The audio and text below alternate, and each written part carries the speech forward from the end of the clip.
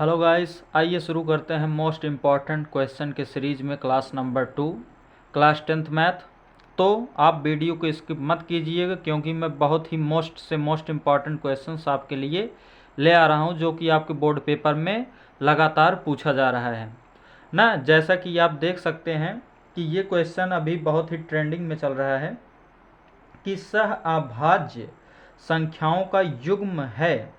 ऐसा क्वेश्चन पूरे यूट्यूब पर अभी तक आपको किसी ने नहीं करवाया होगा। तो देखिए, सह अभाज्य संख्याओं का युग्म है। तो सह अभाज्य संख्या पहले कहते किसे हैं, इसे हम जानते हैं। तो ऐसा युग्म जिसमें केवल एक खंड मिले, उसके सिवा कुछ न मिले, केवल क्या मिले, एक मिले। क्या मिले, एक मिले। जैसे आइए, चारों ऑप्शन है, इसमें से कौन सा सही है चेक करते हैं। अगर हम लोग 14 का खंड करते हैं तो उसमें क्या आता है, एक तो आएगा ही, एक हम में हमेशा सब में रहता है, एक हो गया। और 2 सते 14 होता है तो 2 गुणे 7 हो गया। 35 का करेंगे तो एक तो रहेगा ही और 5 गुणे 7 होगा। तो देखिए यहाँ पर 7 भी आपका मिल रहा है और एक भी मिल रहा है। तो हमने क्या कहा, केवल एक मिलना चाहिए, अर्थात ये तो आपका सह अभाज्य खंड नहीं होगा ना। तो आई होप आपको समझ में आया होगा। अब इसी के साथ आगे दूसरा ऑप्शन चेक करते हैं। इसका एक तो सब में होगा, एक इसका भी, एक इसका भी। अब 18 को क्या लिख सकते हैं, 9 गुणे 2 अर्थात 2 गुणे 3 गुणे 3। इसी प्रकार 35 को क्या लिख सकते हैं, 5 गुणे 7। तो अच्छा, इसमें बताइए आपको कहीं पर और 3 है या 2 है या 5 मिल रहा है? नहीं मिल रहा है। केवल क्या मिल रहा है आपका खंड, एक। और हमने अभी परिभाषा क्या बताई, केवल और केवल एक मिलना चाहिए, अर्थात आपका ऑप्शन नंबर सेकंड ही सही है। तो हम दूसरे पर और क्यों जाएं। आया समझ में। इसी के साथ आपका दूसरा क्वेश्चन है, क्या कहा है इसमें, 26 तथा 91 का HCF तथा LCM क्या होगा। जैसा कि आप करते हैं तो 26 का पहले अभाज्य गुणनखंड और 91 का अभाज्य गुणनखंड। तो 26 का जानते हैं, 13 दूनी 26 अर्थात 2 गुणे 3। इसी प्रकार 91 का 13 सते 91 अर्थात 7 गुणे 13। तो दोनों में आपका मिला क्या, जो दोनों में मिलता है वही आपका क्या होता है, HCF। क्या होता है, HCF। तो आपका 13 हो गया HCF। अब बचा LCM। तो LCM क्या होगा, तो LCM लिखेंगे यहाँ पर, LCM बराबर जो दोनों में मिलता है उसे लिखते हैं और फिर जो दोनों में नहीं मिलता उसे भी लिख लेते हैं। इतना आया। अब क्या करते हैं, ये 13 दूनी हुआ कितना, 26। तो 26 लिखा, गुणे 7 बचा है तो 7। तो 7 छंग 42, 7 दूनी 14 और 14 में जब 4 जोड़ते हैं तो 18 अर्थात 182 आपका क्या हो जाएगा, फाइनल आंसर। इसी के साथ हम बढ़ते हैं अपने अगले क्वेश्चन पर जो मोस्ट इम्पॉर्टेंट के श्रेणी में आ रहा है। देखते हैं कौन सा क्वेश्चन है। तो देखिए दोस्तों, ये आपका अगला क्वेश्चन है, क्वेश्चन नंबर 3। कौन सा क्वेश्चन है, क्वेश्चन नंबर 3। कहा है यदि HCF, क्या HCF अर्थात मासा 306 657 का मासा 9 है। कितना है, मासा 9 है। तो हमें LCM बताइए इसका क्या होगा। तो आपको हमने क्या बताया था सूत्र, LCM बराबर होता है दोनों संख्याओं का गुणा, अर्थात 306 गुणे 657, दोनों संख्याओं का गुणा और बटे हो जाता है मासा। क्या होता है, मासा। अब 9 से इसमें भाग देंगे तो 9 1 9, हाँ 9 सते 63। कितना आया, 9 सते 63। बचा कितना, 2। तो 9 दूनी 18 और 9 तियाँ 27। इतना आया समझ में, कोई दिक्कत नहीं। अब क्या करते हैं, 306 का गुणा 73 में करेंगे। 306 का गुणा क्या करेंगे, 73 में करेंगे। तो आइए करते हैं गुणा। यहाँ लिखते हैं 306 और गुणे लिखते हैं 73। तो 6 त्रिक 18, 1 हासिल तो यहाँ लग गया, 3 त्रिक का 9, 7 छंग 42, 4 हासिल और 7 त्रिक 21, 21 ये हो गया, 8 हो गया, 3 हो गया, 9 4 13 हो गया, ये 2 हो गया और ये 2 हो गया। अर्थात LCM आपका कितना आया, 22,338। तो आई होप दोस्तों आपको अच्छे से समझ में आया होगा कि ये सवाल कैसे लगेगा, जो आपके पेपर में 2020-2022 में आया है। हो सकता है आपकी 2024 में आएगा। और इस टाइप का क्वेश्चन एक न एक आता है। जैसा कि आप जानते हैं कि यूपी में 7-8 सेट बनते हैं, तो जिसमें से किसी न किसी सेट में आता है। ये तो हम क्लियर नहीं कह सकते कि बच्चा जो जो हमारे चैनल से पढ़ रहे हैं कि उन्हीं के सेट में ये आएगा ना। हम तो बस अपना कर्म कर रहे हैं, आपको बता रहे हैं कि हाँ कि आपके सेट में आ सकता है ना। इसी के साथ चलते ही देखते हैं क्वेश्चन नंबर 4। हाँ, ये इतना कह सकता हूँ कि आप इतना जितना क्वेश्चन मैं करा रहा हूँ बोर्ड से पहले, आप उतना ही केवल पढ़ लीजिए, तो आपको 70 में से तो 60 नंबर कोई काट नहीं सकता।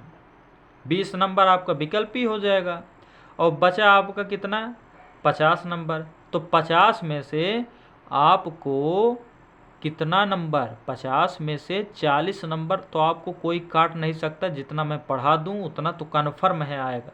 और ना यकीन हो तो इस बार मेरे ऊपर भरोसा करके देखिए और आप खुद कहिएगा ना। देखते हैं अगला क्या है, यदि HCF 225 और 60 बराबर 225 गुणे 5 माइनस 10x, तो x का मान बताइए। अर्थात इसका जो HCF निकालेंगे, मासा जो निकालेंगे वो इसके बराबर है। जो इसका मासा निकालेंगे वो किसके बराबर है, 225 गुणे 5 माइनस 10x के। तो पहले HCF निकालते हैं 225 का और 60 का। तो 60 का हम लोग जानते हैं कि अभाज्य गुणनखंड क्या होता है, 12 पचे 60। अर्थात इसे लिख सकते हैं 2 तियां 6 30, फिर 2 15 30, फिर 3 पचे 15 और फिर 5 एक्के 5 लिख सकते हैं ना। आया समझ में। इसी प्रकार हम लोग किसका 225 का निकाल सकते हैं, कितना से, ये 3 सते 21 और 3 पचे 15, फिर 3 दूनी 6, 3 पचे 15, फिर 5 5 जा 25 और 5 1 जा 5। आया था ना समझ में, आया ना। अब क्या है कि इसका HCF निकालना है, तो HCF निकालते हैं। लिखते हैं पहले 60 बराबर कितना, 2 पे घात या 2 गुणे 2 गुणे 3 गुणे 5। फिर 225 का लिखते हैं कितना, 3 गुणे 3 5 गुणे 5। तो बताइए एक 3 इसमें से मैच कर रहा है और एक 5 मैच कर रहा है ना। तो 5 गुणे 3 अर्थात HCF अर्थात मासा बराबर 15 हो गया। कितना हो गया मासा आपका, 15 हो गया। अब आगे देखते हैं, ये 15 जो है इसके बराबर है ना। तो लिखते हैं 15, कितना लिखते हैं 15, ये आपका हो गया 15 बराबर है 5 पचे 25, 5 दूनी 10 2 12 और 5 दूनी 10 एक 1125 माइनस 10x के ना। किसके बराबर है, 15 बराबर है 1125 माइनस 10x के। ये प्लस है, इधर जाएगा तो माइनस। ये तो इसे इधर लेते चलिए, इसे इधर लेते हैं, ये माइनस 10x है तो इधर आएगा तो प्लस 10x बराबर 1125 माइनस का हो जाएगा 15।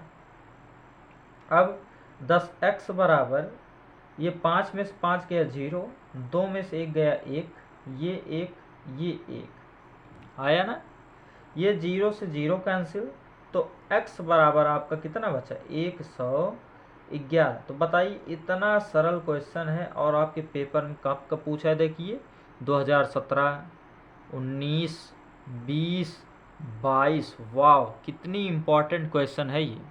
तो इसलिए वीडियो को लाइक करना और शेयर करना और सब्सक्राइब करना चैनल को ना भूलें, और ज़्यादा से ज़्यादा अपने मित्रों में दिखाएं कि ये सर कितने इम्पोर्टेंट क्वेश्चंस करा रहे हैं। आइए देखते हैं अपना सवाल 5। ये तो वेरी मोस्ट इम्पॉर्टेंट है, एक ना एक क्वेश्चन तो इसका फिक्स ही है, और आपके भी सेट में आएगा, ये गारंटी यहीं पर लिख के देता हूँ ना। देखिए 2017, 18, 19, 20, 22 में पूछा गया है, और इससे पहले पूछा गया हो तो कोई बात नहीं, क्योंकि ये नई बुक से हम पढ़ा रहे हैं। तो देखिए, जब भी ऐसा सवाल आए कि दिखाइए कि करड़ी 3 एक अपरिमेय, तो जो बोला गया उसी का उल्टा करेंगे। पर अपरिमेय बोला है तो हम लोग परिमेय मानेंगे। हल लिखते हैं, माना करड़ी 3 एक परिमेय संख्या है, परिमेय है, जो कि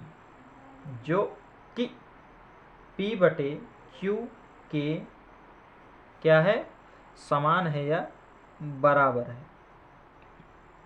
जब इतना कर लेंगे तो क्या करेंगे, देखिए P बटे Q यहाँ पर लिखेंगे और बराबर करड़ी 3 यहाँ पर लिखेंगे। इतना है समझ में। अब क्या करेंगे, दोनों पक्षों का वर्ग कर देंगे। क्या करेंगे, दोनों पक्षों का वर्ग करेंगे। तो लिखेंगे दोनों पक्षों का वर्ग करने पर, बहुत ही सिंपल तरीके से इसे समझा रहा हूँ, ऐसा कोई नहीं बताएगा। जब वर्ग करेंगे तो ये होगा p², ये होगा q² और इक्वल टू ये हो जाएगा 3, होगा ना, ये हो जाएगा 3। अब इसी तरह आगे देखते हैं क्या होता है। इस यहाँ पर डबल Q, एक Q इधर भेज देंगे ना, तो जब भेजेंगे तो ये आपका हो जाएगा p²/Q और ये हो जाएगा 3 × Q। और इस सवाल को करने से पहले आप जानते हैं कि P तथा Q एक क्या है, पूर्णांक है। क्या है, पूर्णांक है। तो पूर्णांक और परिमेय, पूर्णांक और परिमेय कभी भी साथ नहीं होते, तो लिखेंगे ये परिमेय संख्या आपकी है ना, ये परिमेय है और ये आपका पूर्णांक है। तो लिखेंगे परिमेय डज नॉट इक्वल टू पूर्णांक, तो इसलिए लिख देंगे, इसलिए विरोधाभास से हमारा माना गया कथन असत्य है, अर्थात करड़ी 3 एक अपरिमेय संख्या है। तो इस प्रकार से इस क्वेश्चन को सॉल्व करेंगे।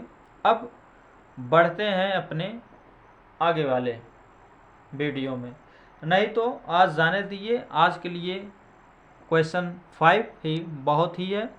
इसी के साथ हम अगले क्रम में अपने अगले वीडियो में आएंगे। इसी के साथ दोस्तों थैंक यू, और वीडियो अच्छा लगे और हमारा पढ़ाना अच्छा लगे तो वीडियो को लाइक करिएगा और अपने दोस्तों में ज़्यादा से ज़्यादा शेयर कीजिएगा।